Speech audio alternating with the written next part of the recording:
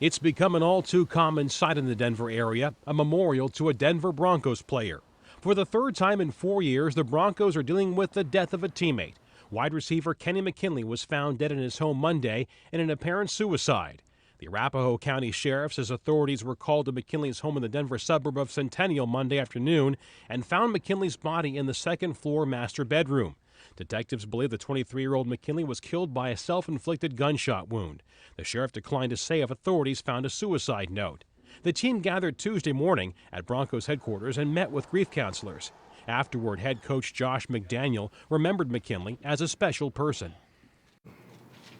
Had a great smile, great personality, always in a good mood.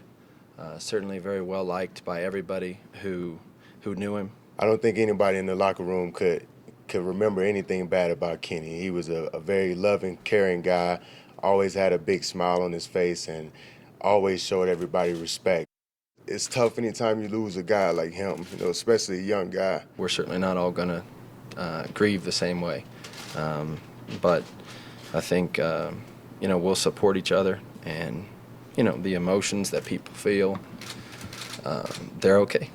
McKinley played in 8 games as a rookie, but suffered a late-season knee injury. He recovered and took part in off-season workouts, but got hurt again during the first week of training camp and was placed on injured reserve. Fans at the Broncos team store were left to speculate why the second-year pro would end his life. I'm sure he was probably depressed about something, I don't know what, whether it was his injuries or who knows what was going on and everything, but something that obviously was a bit too much, unfortunately, for him to handle. So. I can't imagine being in that type of depression and wanting to take your life. In his situation, you can see even him pretty much living a dream, is having to end his life like that. I don't understand how you would come to a decision like that. It's awful. McKinley's death is the latest in a series of tragedies for the Broncos in recent years. Cornerback Darren Williams was killed in a drive-by shooting on New Year's Day 2007.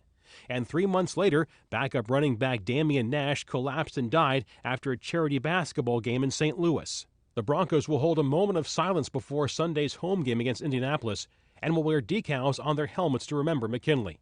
John Klobuchar, The Associated Press.